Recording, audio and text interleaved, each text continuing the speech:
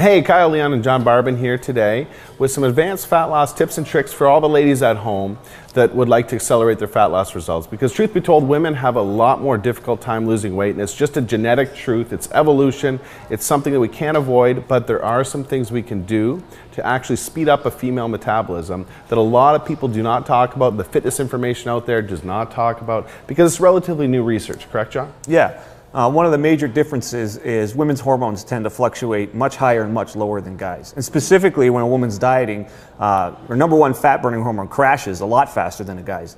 And so that they end up hitting a plateau and they can't lose any more weight. And I'm sure all the ladies at home that have tried to diet with their man or with a friend or with their husband the exact same way as the guy probably hasn't experienced the same fat loss results and has probably hit that fat loss plateau a lot quicker. That's something that a lot of women write in and experience. And that's because of their body's number one fat burning hormone crashing and dipping a lot more than their guys. And there's some good news with that though. Yeah. Women get to eat up more and have more frequent cheat days to kind of deal with this crashing, and that gets them out of the plateau and gets them burning fat again. Well, that's one trick we use. Also, another trick that we like to use with our female clients is the fact that, well, between carbs and fats, women tend to utilize their fats a lot more efficiently than their carbs. So simply substituting out carb calories for fat calories can go a long way into accelerating the fat loss results of a female, correct? Yeah, and that works with the hormones going up and down and works to balance it all out. Moving forward, with all of the estrogen in the environment, we know that estrogen promotes weight gain and fat gain. There's so much more estrogen in the environment today that we never ever asked for between herbicides and pesticides and processed foods. We have to do what we can to avoid, guys and girls, but specifically women, we don't want their estrogen levels any higher than they have to be at this point. And so one of the things you can do there is remove any extra estrogen promoting foods from your diet that don't need to be there. And one of the major ones is soy, and soy shows up all different ways, like edamame, tofu, even soy proteins. Your Starbucks, your soy lattes. Soy lattes. It just goes on. Yeah, it's an option that keeps showing up, and you just don't need that with all the extra estrogen that you can't get rid of that's coming in from the environment. So one simple thing you can do is substitute those forms of soy out for other things like whey protein or different protein sources. That's a very, very easy fix. Eliminating some of these estrogen promoting foods from the diet can go a long way into just, accelerating the fat loss results by itself, period. Yep. I think those are some cool little nutrition tips that a lot of viewers at home probably aren't really aware of. And I know that there's some training stuff that we should talk about as well. Do you want to do that? Yeah, for sure.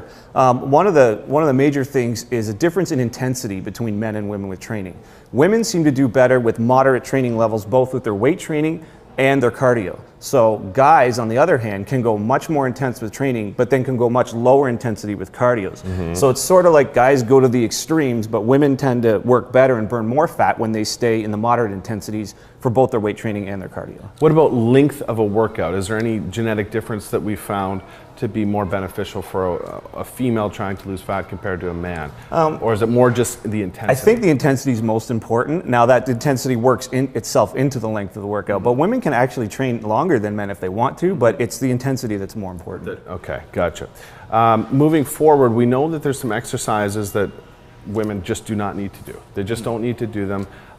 They're probably the least favorable exercise for fat loss anyway. Yeah, and well, I think, number one is the Olympic lifts. I see a lot of trainers nowadays training people in the Olympic lifts, things like a clean and jerk, a push press overhead, really ballistic stuff that ends up building up the trapezius, like creates a thick neck look and like big, they don't need to be doing big shoulders. They don't need to they don't need to be doing deadlifts. I don't recommend deadlifts for them. Olympic lifts, shrugs. Yeah.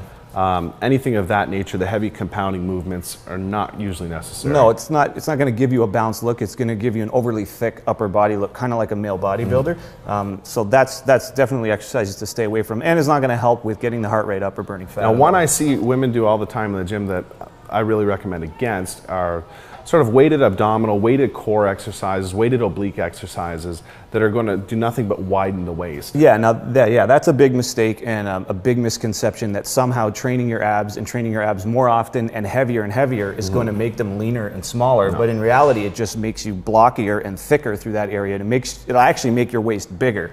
So what we recommend, a tip, is to do whole body exercises that train your upper body, your lower body, and your core all at the same time and all in balance, and that will keep your ab area tight and your waist area tight instead of thickening it up. Okay, cool. So let's quickly review some of the tips that we covered for female fat loss today that is not really out there in all the magazines or publications. Starting with nutrition, one, okay, women can incorporate a few more cheat days, a little bit more frequently to spike their body's #1 fat burning hormone, which tends to go in the tank a lot quicker than guys. Number two, substitute some of your carbohydrate calories out for and put in fat calories. That's a big one. That'll help balance your hormones and you'll be more efficient at burning fat that way. And thirdly, it's a good idea to avoid any more estrogen promoting foods and compounds that aren't really necessary. We get enough of it in the environment as it is. Estrogen makes fat loss more difficult. Soy-based foods, soy-based proteins, soy lattes, edamame. Limit that stuff could probably help you guys out a long way. And then for the exercise tips, number one, stay away from the Olympic lifts, shrugs, deadlifts, and high pulls, those sort of things. It'll give you kind of a thick neck and upper body look. Number two, exercise intensity. You can be moderate with your weights and moderate with your cardio instead of on the extremes. And number three, stay away from weighted core exercises that'll just make your waist thicker and blockier. Very cool. I hope that that helped all the ladies out at home. And for any further fat loss information and ways to enhance and boost the female metabolism, definitely check out venusfactorfatloss.com.